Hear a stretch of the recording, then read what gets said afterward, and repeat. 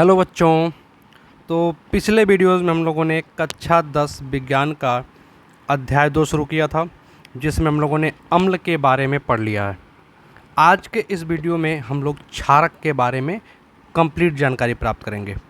ठीक है, पूरा क्षारक आज के दिन एक वीडियो में हम लोग कंप्लीट करने वाले हैं। तो वीडियो को पूरा देखें, स्किप मत करें और अपने दोस्तों के साथ ज़रूर से शेयर करें। और चैनल को अगर सब्सक्राइब नहीं किया तो सब्सक्राइब कर दें और बेल आइकन को ऑल पे प्रेस कर दें, ताकि आपको सभी वीडियो की नोटिफिकेशन मिलती रहे। तो चलिए शुरू करते हैं। आज का हमारा टॉपिक है क्षारक यानी कि बेस। इंग्लिश में हम क्षारक को बेस कहते हैं। देखें, बहुत से ऐसे पदार्थ हैं जिनको हम अगर हाथ से स्पर्श करें तो वो साबुन की तरह से चिकने दिखाई देते हैं। साबुन की तरह से क्या होते हैं? चिकने होते हैं। और उनका स्वाद अगर देखा जाए तो वो तीखा होता है या कड़वा होता है। ये सभी पदार्थ जो हमारे होते हैं ये क्षारक कहलाते हैं, बेस कहलाते हैं। लेकिन आर्हीनियस थ्योरी के आधार पर हम जो परिभाषा देंगे क्षारक की, वो क्या होगा कि ऐसे रासायनिक पदार्थ जिनको हम अगर जल में विलयन बनाएं, जिनको जल में हम मिलाएं, तो क्या होते हैं? आयनित होते हैं। और आयनन के बाद सिर्फ और सिर्फ एक ऋण आयन देंगे, एक ही प्रकार के आयन देंगे, वो होगा OH-, जिसको हम लोग बोलते हैं हाइड्रोक्साइड आयन। तो इसकी डिफिनेशन क्या हो जाएगी? वे पदार्थ, लिखते रहिए साथ में, वे पदार्थ जो आयनन के पश्चात, आयनन का मतलब क्या होता है? आयनों में टूट जाना, इसको वियोजन भी बोल सकते हैं। आयनन के पश्चात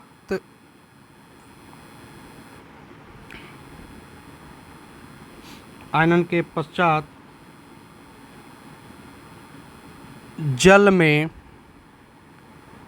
वियोजित होकर,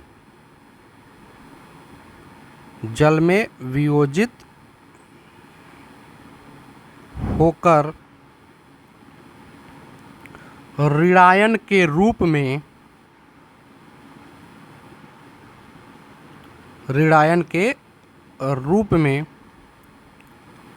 केवल OH- आयन, जिसको बोलते हैं hydroxide ion,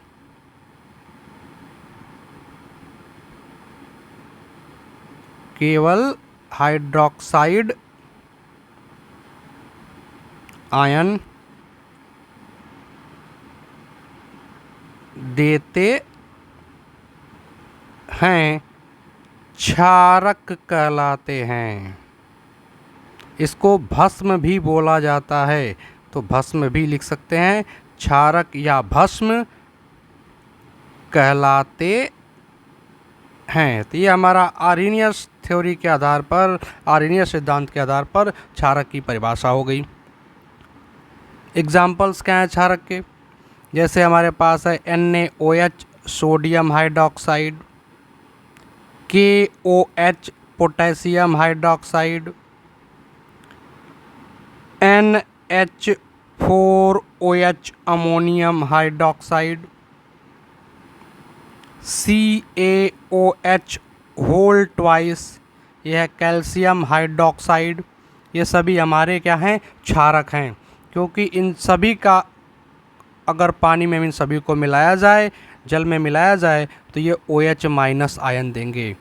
NaOH, sodium hydroxide, इसके आयनन से क्या बनेगा?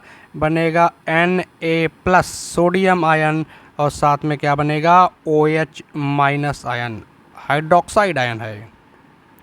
ऐसे ही पोटेशियम हाइड्रोक्साइड से क्या बनेगा? KOH के आयनन से बनेगा K+, पोटेशियम आयन, और plus OH- ion, hydroxide ion बनेगा। ऐसे ही अगला देखते हैं, अमोनियम हाइड्रोक्साइड से NH4OH के आयनन से क्या बनेगा? तो इससे बनेगा NH4+, जिसको अमोनियम आयन बोलते हैं, और साथ में क्या बनेगा? OH- आयन, यानी हाइड्रोक्साइड आयन बनेगा।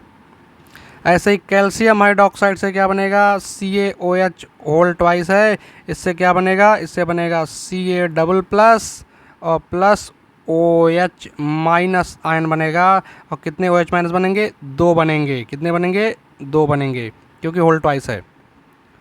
तो ये सभी हमारे क्या हैं, क्षारक हैं, जिनको जल में मिलाने पर जलीय विलयन में ये सिर्फ और सिर्फ एक ऋणायन देते हैं, OH- देते हैं, इसके अलावा और कोई ऋणायन नहीं देते हैं।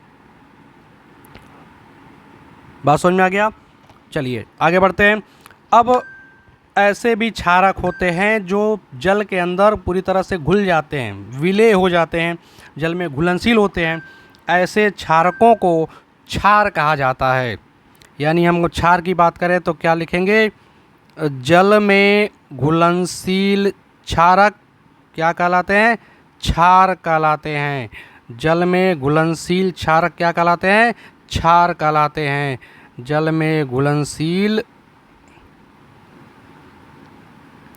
क्षारक क्या कहलाते हैं, क्षार कहलाते हैं। जो जल में घुलनशील होंगे उनको हम क्षार बोलेंगे, जो जल में घुलनशील नहीं होंगे उनको क्षार नहीं कहेंगे। यानी सभी जो हमारे क्षार हैं ये क्षारक के अंतर्गत आते हैं। सभी क्षार क्या होंगे, क्षारक होंगे, लेकिन सभी क्षारक क्षार नहीं होंगे, केवल वही क्षारक क्षार होंगे जो जल में घुल जाएंगे। ठीक है, चलिए अब हम बात करते हैं आगे। आप इसका स्क्रीनशॉट ले लें या फिर नोट कर लें, फिर हम आगे बढ़ते हैं। तो अब हम क्या देखने वाले हैं, अब हम देखेंगे कि क्षारक कितने प्रकार के होते हैं, टाइप्स ऑफ बेस, क्षारक के प्रकार। देखिए, तो क्षारक के प्रकार देखें तो क्षारक दो प्रकार का हमारा होता है। जैसे अम्ल दो प्रकार का था वैसे ही क्षारक भी दो प्रकार का होगा। एक होगा प्रबल क्षारक, क्या होगा, प्रबल क्षारक, और दूसरा क्या होगा, दुर्बल क्षारक। दुर्बल क्षारक ठीक उसी तरह से है जिस तरह से प्रबल अम्ल और दुर्बल अम्ल थे, जो डिफिनीशन उनकी थी वैसा ही डिफिनीशन इनका भी है। प्रबल क्षारक क्या होंगे, वे सभी क्षारक जो जल में पूर्णतः आयनित हो जाएंगे, जल में जलीय विलयन में पूरी तरह से क्या होंगे, आयनित हो जाएंगे, पूरी तरह से आयनों में टूट जाएंगे, उनको हम बोलेंगे प्रबल क्षारक। और जो पूरी तरह से संपूर्ण रूप से आयनित नहीं होंगे उनको क्या बोलेंगे, दुर्बल क्षारक बोलेंगे। तो प्रबल क्षारक की डिफिनीशन क्या लिखेंगे हम लोग, वे क्षारक जो जल में पूर्णतया वियोजित होकर या आयनित होकर OH- आयन देते हैं।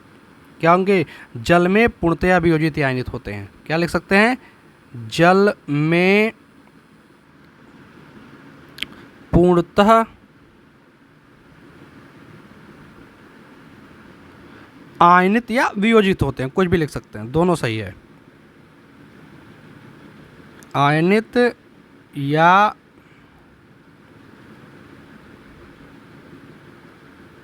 वियोजित होते हैं। ठीक है, एग्जाम्पल अगर देखें प्रबल क्षारक का तो NaOH है, sodium hydroxide, KOH potassium hydroxide, BaOH whole twice barium hydroxide, ये सभी हमारे प्रबल क्षारक हैं। ये पूर्णतः जल के अंदर आयनित हो जाते हैं। दुर्बल क्षारक क्या होते हैं, जो जल में पूर्णतः आयनित या वियोजित नहीं होते हैं, दुर्बल क्षारक कहलाते हैं। अगर उदाहरण की बात करें तो इनमें आता है NH4OH अमोनियम हाइड्रोक्साइड, ये दुर्बल क्षारक है, अमोनियम हाइड्रोक्साइड। ऐसे ही और भी बहुत सारे हैं, AlOH whole thrice, aluminium hydroxide, ये भी हमारा दुर्बल क्षारक में आता है। तो इन दोनों को याद रखेंगे और यहाँ इन तीनों को याद रखेंगे। ठीक है, चलिए अब हम लोग आगे बढ़ते हैं चैप्टर में, नेक्स्ट पेज पे आते हैं हम लोग। अब हम जानेंगे कि हमारे क्षारक के भौतिक गुण और रासायनिक गुण क्या क्या हैं। रासायनिक गुण इंपॉर्टेंट है, परीक्षाओं में पूछा भी जाता है, अम्ल का भी पूछा जाता है और क्षार का भी पूछा जाता है। चलिए, तो भौतिक गुण में हम बात करें फिजिकल प्रॉपर्टीज़ में, तो जैसा कि पीछे बताया कि जो क्षारक होते हैं वो हमारे साबुन के समान चिकने होते हैं और उनका स्वाद तीखा और कड़वा होता है। तो पहला पॉइंट लिख सकते हैं, साबुन के समान चिकने तथा स्वाद में तीखे और कड़वे होते हैं। दूसरा, जैसे अम्ल था हमारा, नीले लिटमस पेपर को लाल कर देता था, तभी बताया गया था कि क्षारक उल्टा प्रभाव डालता है।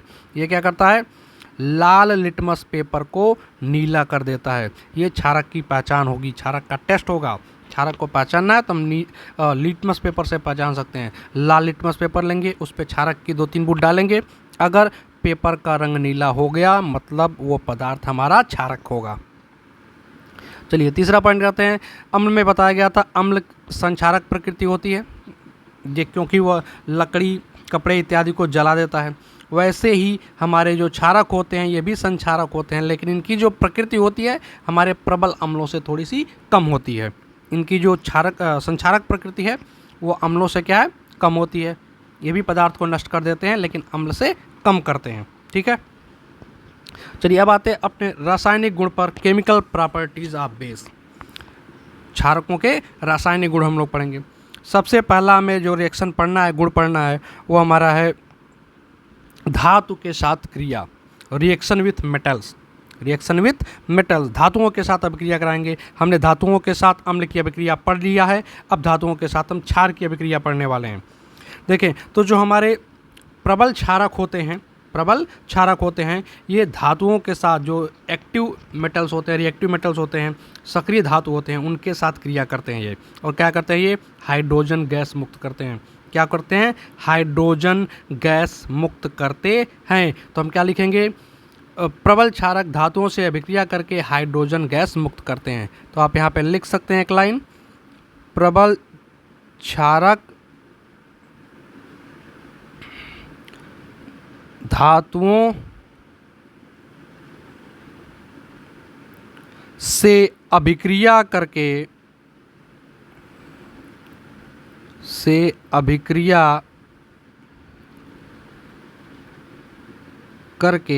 हाइड्रोजन गैस H2 गैस क्या करते हैं, मुक्त करते हैं। हाइड्रोजन गैस मुक्त करते हैं। देखें जब हाइड्रोजन गैस मुक्त करेंगे तो साथ में बनेगा लवण। क्या बनेगा, लवण बनेगा। तो इसको शॉर्ट में अगर रिएक्शन को लिखना चाहें तो हम लोग लिखते हैं एक तरफ क्षारक, दूसरी तरफ क्या लेंगे, धातु। क्षारक और धातु दोनों मिलकर के, दोनों में अभिक्रिया होगी, क्या बनेगा, एक तो बनेगा लवण और साथ ही साथ क्या निकल जाएगा, हाइड्रोजन। क्या निकलेगा, हाइड्रोजन गैस निकलेगी। तो इसी लाइन को आपको याद रखना है कि क्षारकों की अभिक्रिया धातु से कराते हैं तो क्या बनता है, लवण बनता है प्लस हाइड्रोजन गैस मुक्त होती है। यानी जो हमारा धातु होगा वो लवण के रूप में बदल जाएगा, यानी वो उसका नुकसान हो जाएगा, धातु का नुकसान हो जाएगा।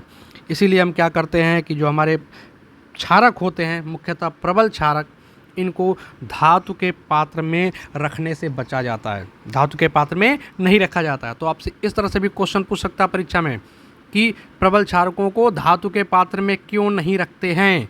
तो आप लिखेंगे क्योंकि प्रबल क्षारक धातुओं से अभिक्रिया करके लवण बनाते हैं और हाइड्रोजन गैस मुक्त करते हैं। यही कारण होता है कि प्रबल क्षारकों को धातु के बर्तन में या पात्र में नहीं रखते हैं। चलिए अब हम रिएक्शन देखते हैं कुछ। जैसे रिएक्शन लिया हमारा जिंक है, जिंक धातु है, एस लिख दिया क्योंकि ठोस के रूप में है। अगर इसकी क्रिया हमारे प्रबल क्षारक NaOH सोडियम हाइड्रोक्साइड किस रूप में है, जलीय विलयन के रूप में, इसके साथ कराई जाए, ठीक है, किसका अभिक्रिया करा रहे हैं, जिंक की अभिक्रिया करा रहे हैं प्रबल क्षारक NaOH के साथ, ठीक है, एक्वस रूप में जलीय विलयन में है, ठीक है, क्षारक किस रूप में है, जलीय विलयन के रूप में।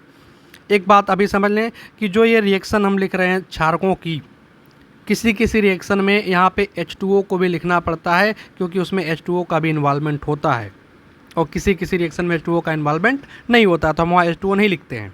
जैसे इस अभिक्रिया में H2O का इन्वॉल्वमेंट नहीं है, H2O यानी पानी सिर्फ NaOH को माध्यम प्रदान कर रहा है, ठीक है, उसको विलयन के रूप में घोलने का काम कर रहा है सिर्फ, तो उसका अभिक्रिया में इन्वॉल्वमेंट नहीं, उसको नहीं लिखेंगे, उसके अणु अभिक्रिया में भाग नहीं ले रहे हैं, ठीक है। अब क्या होता है इस अभिक्रिया में, तो पहला तो हमने याद रखा है कि हाइड्रोजन गैस निकलती है, तो प्लस क्या निकल जाएगा, लास्ट में इधर H2 लिख दो, हाइड्रोजन गैस निकल गई, हाइड्रोजन गैस यहाँ निकलेगी ही निकलेगी, ये फिक्स है।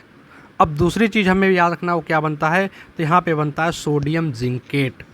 क्या बनता है, जिंक है और यहाँ पे NaOH में सोडियम है, दोनों से क्या बनता है, सोडियम जिंकेट बनता है, Na2ZnO2, यही है सोडियम जिंकेट, सोडियम जिंकेट का एक्वस सॉल्यूशन जलीय विलयन बन जाता है। इसका नाम भी लिख सकते हैं, नाम क्या है, सोडियम जिंकेट। ठीक है, क्या बनता है, sodium zincate plus H2 hydrogen gas. अब रिएक्शन को संतुलित करना पड़ेगा, अभिक्रिया को संतुलित करना पड़ेगा। तो यहाँ पे 2 सोडियम हो गया तो आगे यहाँ पे 2 लगा देंगे, बाकी सब तत्वों को गिन लें, सभी के परमाणु बराबर हैं। तो हमारा पहला उदाहरण हो गया कि जब जिंक सोडियम हाइड्रोक्साइड की अभिक्रिया जिंक धातु से कराते हैं तो सोडियम जिंकेट बनता है प्लस हाइड्रोजन गैस निकलती है। ठीक है, चलिए अब आगे बढ़ते हैं अपने नेक्स्ट रिएक्शन पर। तो एक और रिएक्शन हम लोग देखते हैं धातुओं के साथ हमारे क्षारक का। अगली रिएक्शन हम लोग देखेंगे कि सोडियम हाइड्रोक्साइड की अभिक्रिया एल्युमिनियम के साथ कैसे होती है। सोडियम हाइड्रोक्साइड NaOH, ठीक है, इसकी अभिक्रिया किसके साथ करानी है, एल्युमिनियम के साथ। एल्युमिनियम Al, एल्युमिनियम धातु है, सॉलिड के रूप में है, और NaOH एक्वस रूप में है, जलीय विलयन के रूप में है। यहाँ पे देखिए हमें H2O को भी लिखना पड़ता है क्योंकि इस अभिक्रिया में जल के अणु भी इन्वॉल्वमेंट दिखाते हैं, उनका भी रोल होता है, वो भी भाग लेते हैं, अन्यथा जो हमारा इक्वेशन होगा वो संतुलित नहीं हो पाएगा। ठीक है, तो यहाँ H2O, ठीक है, ये H2O हमारा क्या है, द्रव है, L लिख देंगे, लिक्विड है। तो यहाँ पे अभिक्रिया वैसे ही होगी, हाइड्रोजन गैस मुक्त होगा, प्लस H2 लिख देंगे, एरो बता रहा है गैस है, मुक्त हो रहा है H2। अब साथ में क्या बनेगा, एल्युमिनियम है और NaOH में सोडियम है, तो यहाँ से बनता है sodium Meta aluminate. Sodium Meta aluminate ये आपको याद रखना पड़ेगा, NaAlO2, यही है सोडियम मेटा एल्यूमिनेट। इसका नाम क्या हो गया, इसका नाम हो गया sodium Meta aluminate. Sodium Meta aluminate. अब समीकरण को संतुलित करने के लिए संतुलित करना पड़ेगा हमें, तो यहाँ पे आपका आएगा एल्यूमिनियम के आगे 2 लगाना पड़ेगा, NaOH के आगे भी 2 लगाना पड़ेगा, और H2O के आगे भी 2 लगाना पड़ेगा। अभिकारक में सबके आगे 2 रहेगा, और उत्पाद की तरफ आएंगे तो इसके आगे भी 2 लगेगा, इसके आगे भी 3 लगेगा।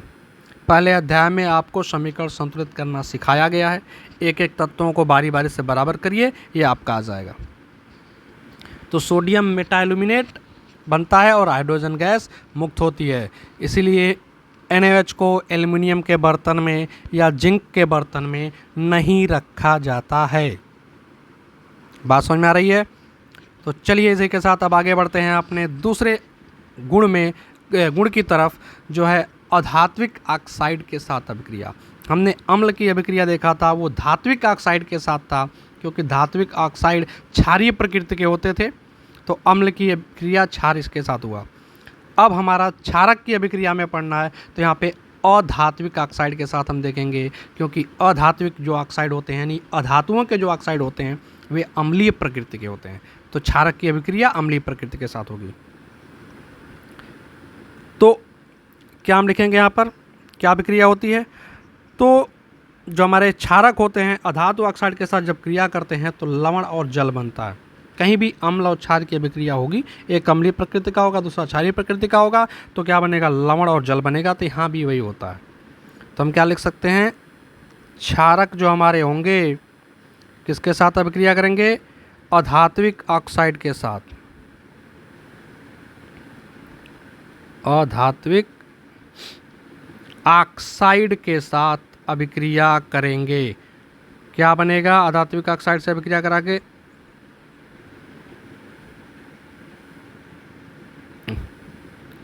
अधात्विक ऑक्साइड,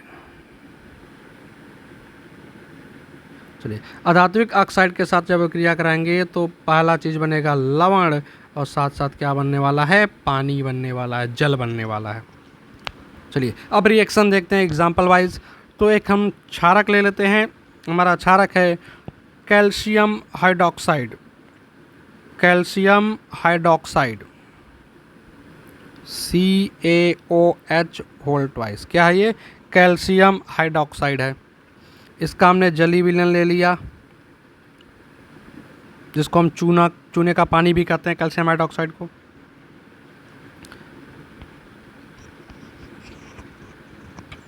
कैल्शियम हाइड्रोक्साइड का जली विलयन हो गया, जिसको चूने का पानी भी कहते हैं। चलिए, प्लस CO2 ले लिया, कार्बन डाइऑक्साइड। क्या ले लिया?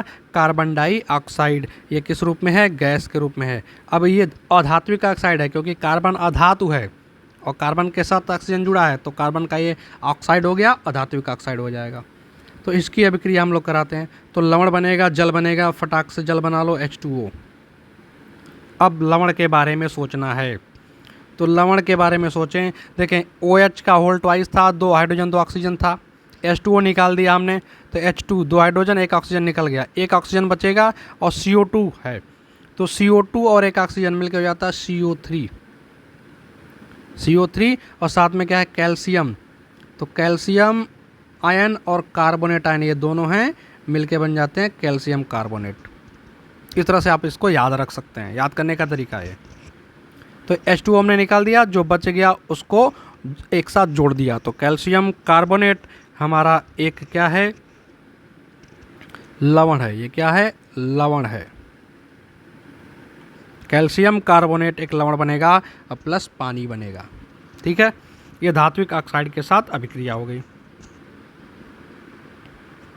चलिए, अब हम नेक्स्ट आगे बढ़ते हैं अगले रिएक्शन पर।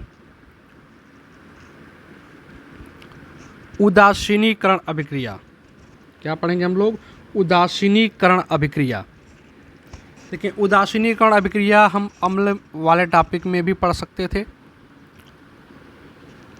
और क्षारक में भी पढ़ सकते हैं, दोनों में ही इस टॉपिक को पढ़ा जा सकता है। क्योंकि उदासीनीकरण अभिक्रिया क्या होती है कि अम्ल और क्षार जब अभिक्रिया करते हैं, कौन कौन?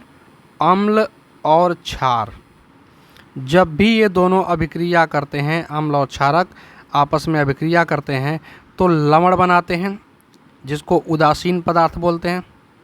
ना तो ये अम्ल है, ना तो क्षार है, उदासीन है। तो अम्ल और क्षारक मिलकर के लवण यानी एक उदासीन पदार्थ लवण बनाते हैं, और प्लस क्या बनता है? जल बनता है। लवण और जल बनता है, यानी अम्ल और क्षारक दोनों का प्रभाव समाप्त हो जाता है। अम्ल क्षारक के प्रभाव को समाप्त कर देता है और क्षारक अम्ल के प्रभाव को समाप्त कर देता है। इसी अभिक्रिया को उदासीनीकरण अभिक्रिया कहते हैं। तो लिखेंगे, जब अम्ल और क्षारक आपस में अभिक्रिया करते हैं तो दोनों एक दूसरे को प्रभाव को ख़त्म कर देते हैं, जिस और लवण और जल का निर्माण करते हैं। लवण और जल का निर्माण करते हैं। इस अभिक्रिया को हम उदासीनीकरण अभिक्रिया कहते हैं। ठीक है, यानी जो हमारा अम्ल होगा क्षारक के प्रभाव को समाप्त कर देगा, और क्षारक क्या करेगा? अम्ल के प्रभाव को समाप्त कर देगा।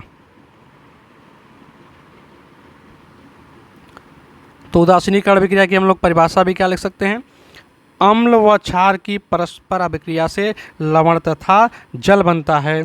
ऐसी अभिक्रियाएं उदासीनीकरण अभिक्रियाएं कहलाती हैं। आप ये एक लाइन लिख सकते हैं, नीचे ये लिख सकते हैं, अम्ल प्लस क्षार गिव्स आउट लवण प्लस जल। चलिए, अब आते हैं उदाहरण पर। इनके उदाहरण की हम बात करें, एग्जाम्पल्स की बात करें, उदासीनीकरण अभिक्रिया में क्या क्या एग्जाम्पल हम देखने को मिलेगा हमें। तो चलो, हमने एक ही अम्ल ले लिया HCl और एक क्षार ले लिया NaOH। अब दोनों की अभिक्रिया करा रहे हैं, दोनों जलीय विलयन के रूप में, एक्वस सॉल्यूशन के रूप में। दोनों की अभिक्रिया कराएं, क्या बनेगा? जल और लवण। तो जल बना लीजिए H2O, अम्ल का H प्लस और क्षारक का OH माइनस, दोनों मिलकर H2O हो गए। अब क्षारक में प्लस धनायन बचेगा और अम्ल में माइनस यानी ऋणायन बचेगा। प्लस माइनस को जोड़ देंगे तो Na और Cl क्या बन गया? NaCl। NaCl क्या है? लवण है, सोडियम क्लोराइड लवण है एक, तो लवण प्लस जल, सोडियम क्लोराइड प्लस जल बन गया।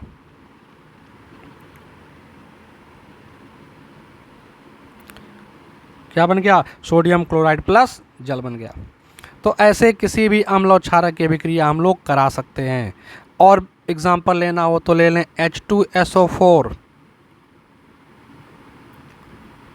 और प्लस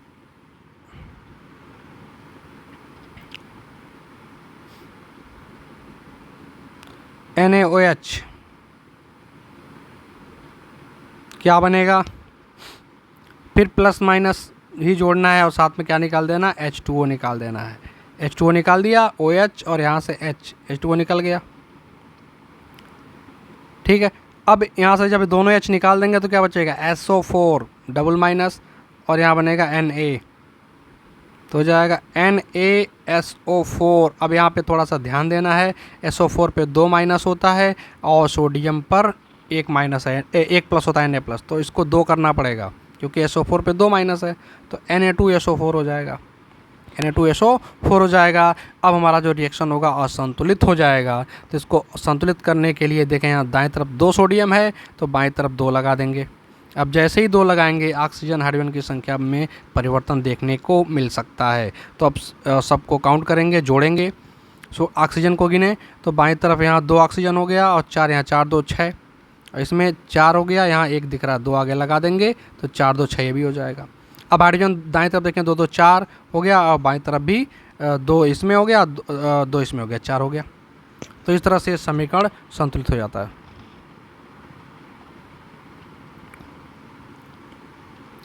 तो इस अभिक्रिया को हम लोग क्या बोलेंगे, उदासीनीकरण अभिक्रिया बोलते हैं। ठीक है, तो एक और एग्जांपल हम लोग करके देखते हैं जिससे और क्लियर हो जाए। अगला एग्जांपल हम लोग ले रहे हैं, अम्ल के रूप में लेते हैं सल्फ्यूरिक अम्ल ले लिया H2SO4, और साथ में एक क्षारक ले लेते हैं aluminium hydroxide AlOH whole thrice. इस अभिक्रिया को कराया जाए, दोनों का जली विलयन लेना पड़ेगा, अभिक्रिया कराते हैं हम लोग। तो पहला काम हमारा है क्या बना लेंगे, H2O, पानी निकाल दो, उसके बाद जो बचता है धनायन और ऋणायन दोनों को जोड़ दो। तो यहाँ पे धनायन बचेगा, Al पे 3 प्लस होगा, क्यों, क्योंकि OH पे 1 माइनस होता है, OH कितने हैं 3 है, तो 3 माइनस था तो 3 प्लस रहेगा, तो Al पे ट्रिपल प्लस हो गया। यहाँ से 2H प्लस निकलेगा तो SO4 पे 2 माइनस आएगा। अब Al ट्रिपल प्लस है और SO4 2 माइनस है। पीछे भी बताया गया है कैसे जोड़ते हैं दोनों को, Al पे ट्रिपल प्लस है, SO4 पे डबल माइनस है, इसका 2 इसके नीचे लिखेंगे और इसका 3 इसके नीचे लिखेंगे, तो क्या हो जाएगा Al2SO4 का whole thrice, Al2SO4 whole thrice. चलो Al2 हो गया, SO4 का होल थ्राइस हो गया, एल्युमिनियम सल्फेट बन गया और प्लस H2O निकल गया। अब हमारा रिएक्शन देखेंगे संतुलित है या नहीं है, इसके बाद आगे बढ़ेंगे। तो यहाँ पे दिख रहा है दाईं तरफ एल्युमिनियम हमारा 2 हो गया, बाईं तरफ सिर्फ 1 ही है, तो इसको बराबर करने के लिए हमें आगे 2 यहाँ लगाना पड़ेगा। और जैसे ही 2 लगाएंगे हाइड्रोजन ऑक्सीजन की संख्या बदल जाएगी, फिर उनको भी देखेंगे बराबर आ रहे हैं कि नहीं आ रहे हैं। उससे पहले यहाँ देख लेते हैं सल्फ़र के बारे में देख लें। तो SO4 होल थ्राइस है, तो सल्फ़र 3 हो गए, बाईं तरफ सिर्फ 1 ही सल्फ़र है, तो यहाँ पे 3 लगा देते हैं, सल्फ़र भी 3 3 बराबर हो जाएंगे। अब हाइड्रोजन ऑक्सीजन को गिनते हैं बराबर हुए या नहीं हुए। तो हाइड्रोजन को देखते हैं यहाँ पे कितने हुए, 3 दूनी 6 हाइड्रोजन, और यहाँ पे OH3 में 3 हो गए, OH होल थ्राइस है 3 इसमें हो गया, 2 से गुणा किया 6, तो 6 यहाँ 6 यहाँ 6 6 12। इस तरफ आ जाते हैं, कितने हाइड्रोजन दिख रहे हैं, सिर्फ 2 दिख रहे हैं। तो इसको अगर 12 हाइड्रोजन के बराबर करना है तो आगे 6 लगा देंगे, 6 दूनी 12 हो जाएगा। अब बचता ऑक्सीजन, ऑक्सीजन को देखते हैं। तो बाईं तरफ ऑक्सीजन कितने हो गए, 4 3 12, और यहाँ OH3 में 3 दूनी 6, 12 6 18 ऑक्सीजन हो गए। इधर आते हैं अपने, तो SO4 का होल थ्राइस है, तो O4 का भी होल थ्राइस हो गया, तो O4 और 3 4 3 12, O4 3 बार है, तो 4 3 12 ऑक्सीजन हो गए, और ये 6 H2O 6 इसमें हो गए, 12 और 6 18 हाइड्रोजन या ऑक्सीजन, 18 ऑक्सीजन। तो इस तरह से सभी परमाणु हमारे संतुलित हो गए, ये हमारा संतुलित रासायनिक समीकरण हो जाएगा। तो ये हमारी हो गई उदासीनीकरण अभिक्रिया। देखें, उदासीनीकरण अभिक्रिया का हम लोग दैनिक जीवन में भी उपयोग करते हैं, जाने अनजाने हम कई जगह करते हैं। जैसे हम लोग देखें टूथपेस्ट का उपयोग करते हैं। टूथपेस्ट का क्या काम होता है, टूथपेस्ट का काम क्या होता है, टूथपेस्ट देखें मुख्यतः जो होता है वो क्षारकीय नेचर का होता है, उसके अंदर हल्का क्षारकीय गुण होता है, जिससे क्या होता है कि हमारे दांतों के चारों ओर जो अम्ल होता है उसको वो उदासीन कर देता है। अम्ल को, हमारे दांतों के चारों ओर का जो अम्ल होगा उसको क्या करेगा, वो उदासीन कर देगा। अब ये अम्ल आता कहाँ से है, जो हम लोग भोजन करते हैं कार्बोहाइड्रेट, उसका पाचन हमारे मुख में शुरू हो जाता है, तो उसके पाचन से वहाँ पे अम्ल का फॉर्मेशन होता है, अम्ल का निर्माण होता है, जो हमारे दांत अम्ल संक्षार की प्रतिक्रिया होते हैं, संक्षारक होते हैं, जिससे हमारे दांत का धीरे धीरे क्षरण होता है, कोर्जन होने लगता है। तो उससे बचने के लिए हम टूथपेस्ट का प्रयोग करते हैं, क्योंकि उसमें क्षारकीय गुण होता है जो उस अम्ल को उदासीन कर देता है, अम्ल के प्रभाव को समाप्त कर देता है। पहला तो उपयोगी हो गया। दूसरा हम लोग देखते हैं, अक्सर कोई मधुमक्खी या हड्डा वगैरह काट देता है तो हम लोग क्या करते हैं, उस पर क्या करते हैं, सामान्यतः चूना लगा देते हैं। क्या कर देते हैं, चूना लगा देते हैं। चूना मतलब कैल्शियम हाइड्रोक्साइड, खाने वाला चूना लगा देते हैं। तो ये जो कैल्शियम हाइड्रोक्साइड ये भी क्या है, क्षार की प्रकृति का है। और जो मधुमक्खी वगैरह हमें डंक मारती हैं उनमें अम्ल होता है, फार्मिक अम्ल होता है। क्या होता है, फार्मिक अम्ल। तो अम्ल को उदासीन करने के लिए हम क्षारक का प्रयोग करते हैं, जिससे जलन और दर्द जो होता है वो शांत हो जाता है, कम हो जाता है। ठीक है। और क्या लगा सकते हैं, बेकिंग सोडा भी लगा सकते हैं। बेकिंग सोडा, खाने वाला सोडा, वो भी क्षारकीय होता है। तो ये उदासीनीकरण अभिक्रिया ही है जिसका हम दैनिक जीवन में प्रयोग कर रहे हैं। अम्ल के प्रभाव को क्षार के उपयोग से नष्ट कर रहे हैं, कम कर रहे हैं। चलिए अब आगे बढ़ते हैं हम लोग नेक्स्ट टॉपिक पर। क्षारकों के गुण, क्षारकों के उपयोग, यूजेज ऑफ बेस, कि क्षारकों के क्या क्या उपयोग हैं। तो पहले भी कहा था अम्ल के सब टाइम ही कि दो उपयोग आपको याद रखना है, परीक्षा में पूछा जा सकता है कि अम्लों के 2 उपयोग बताइए, क्षारकों के 2 उपयोग बताइए। तो कुछ प्रमुख क्षारकों के उपयोग हम लोग पढ़ने वाले हैं। एक बार आप लिखा हुआ आपके स्क्रीन पर, आप दोहरा लीजिए।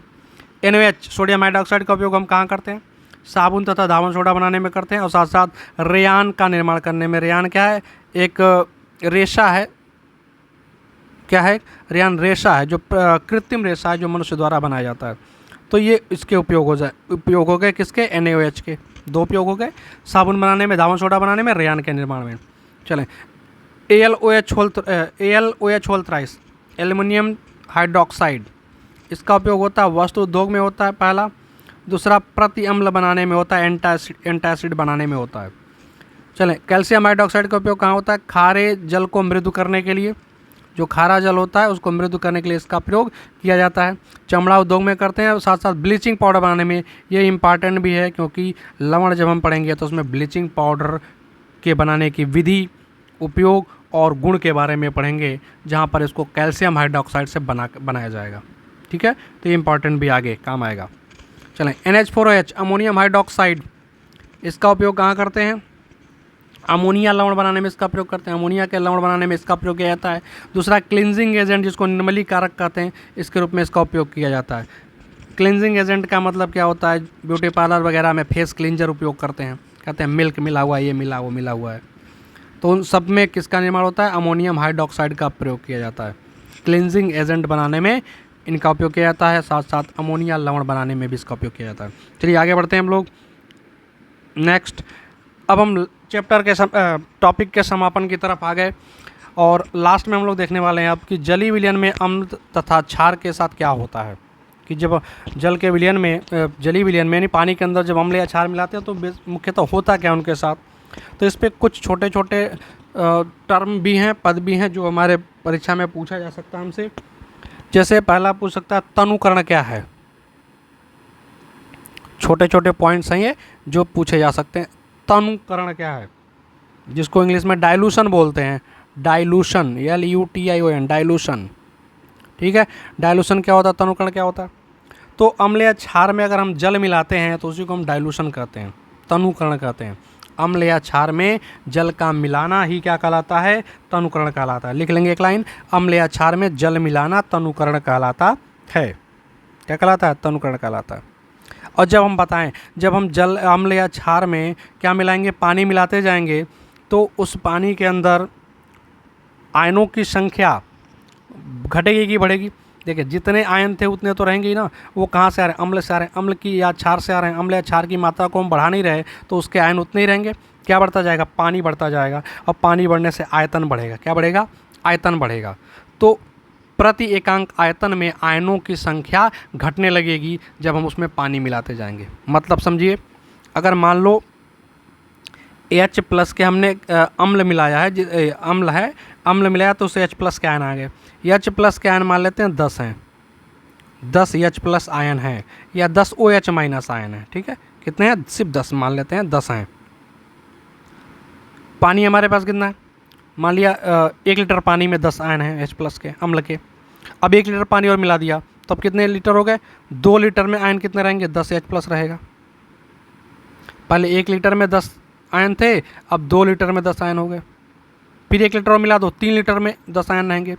तो एकांक आयतन में अगर आयनों की संख्या निकालें तो यहाँ हो जाएगा 10 आयन प्रति लीटर, यहाँ हो जाएगा 5 आयन प्रति लीटर। 2 लीटर में 10 है तो 1 लीटर में 5 हो जाएगा, तो 5 आयन प्रति लीटर हो जाएगा।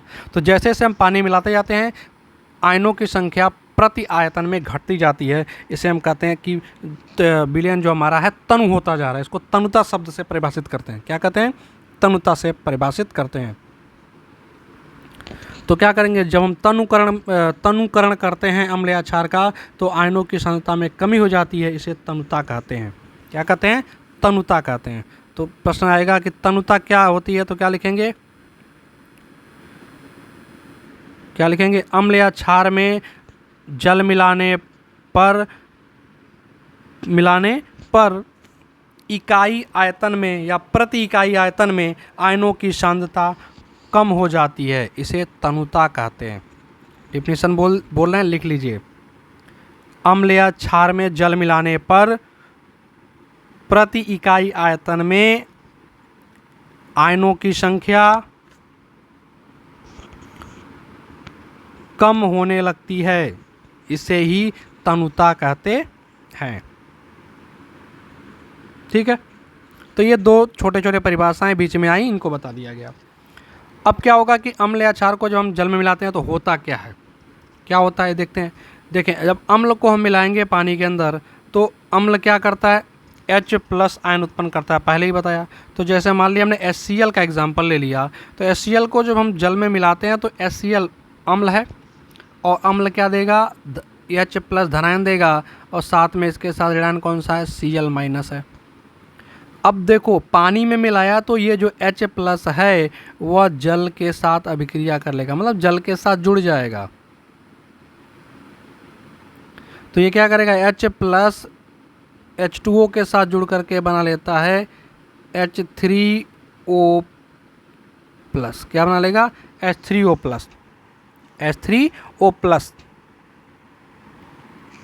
तो जो हाइड्रोजन आयन था जल के साथ मिलकर क्या बना लेगा? हाइड्रोनियम आयन बना लेता है।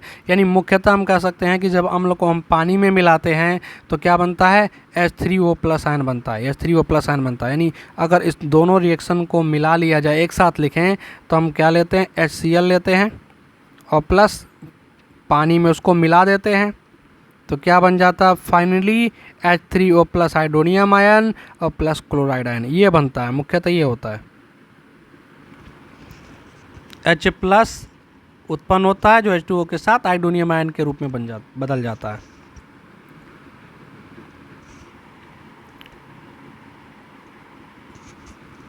बात समझ में आ गया? तो यही कुछ बचे हुए पॉइंट थे जिनको समझा दिया गया। ये उतना इम्पॉर्टेंट नहीं है आपके हाई स्कूल परीक्षा के लिए, ये टॉपिक उतना इम्पॉर्टेंट नहीं है।